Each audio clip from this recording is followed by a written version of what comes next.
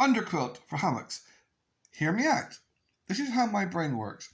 Because I've got the biker brain, which means I have to consider how much capacity it is, how big it is, and how much it weighs. That's my biker brain.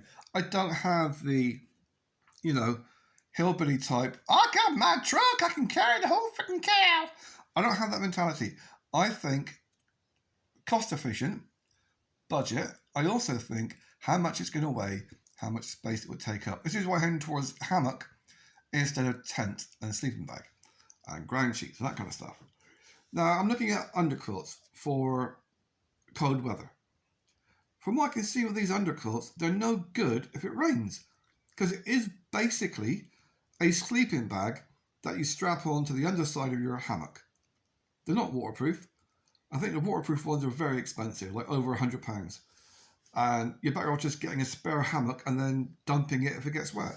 So rather than going for this rate, now this one is 20 quid. Actually, let's get it accurate, 18.49 and 11.41 shipping. So we're talking over 30 quid for that, over 30.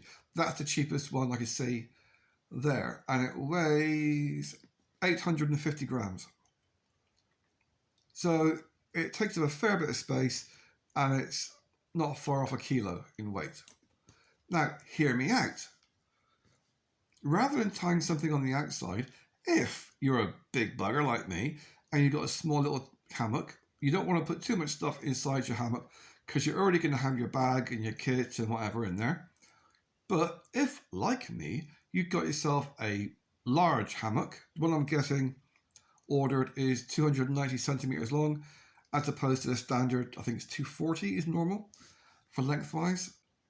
Because I'm going to have extra space inside, because it's basically a two-person hammock, why don't you just go and spend, it's $2.29 plus delivery is £5, so £7 for an inflatable airbed. The sort of thing you get on the seaside. Yeah? And that's not including any discounts you might get with bundle offers and all the rest of it. So you're talking £7 as it stands. 500 grams, but that's a lot less than the inflatable, than the thingy, underquilt. It weighs less, it costs a hell of a lot less. What did we say the other one was, 30 quid? It's dropped £1 in the past 2 minutes. That's just sneaky. So that's 29, it's about 30 quid. It's basically 30 quid for that. So if you were to spend 14 and get 2 of these, it would weigh approximately the same. It would cost you a third, half the price. And you put 2 of these underneath you, that's going to give you a good 10 to 20 centimeters. Is that wide? Hello, buttocks. Is that wide? Hello, buttocks. Is that wide? Oh, look at your dark roots. But, so having that in your hammock is going to stop you from making contact with the outside world with compression. And it's available in lovely colours. You can go for any one of these fruit pastel type colours. What I will probably end up going for is a mattress, an inflatable mattress for inside, but one that is this kind of dimensions, but made of a sterner material. The ones I was looking at, I think they're about 10-15 quid. But they've got a quilted texture and they're a thicker material. They say self-inflating, but I don't think they are. I think it's more a case of it's got a built-in pump, so you've got to like pump to pump it up. I think. But some of them are actually self-inflating. I don't mind spending...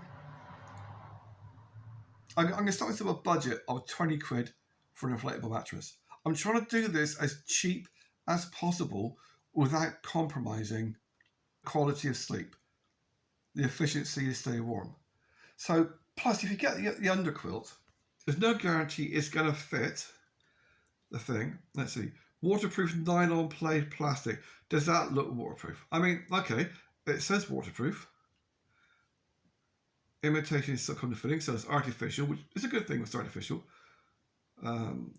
Lining. So it's lined. See, the lining is not waterproof. The outer green is waterproof. This bit is waterproof, but the actual top lining is not. And it's that top lining that's going to be the issue. Because if that gets wet, it's going to absorb a lot of moisture. You would snap it on here, and it would hang underneath. I mean, yes, it would work for mine, but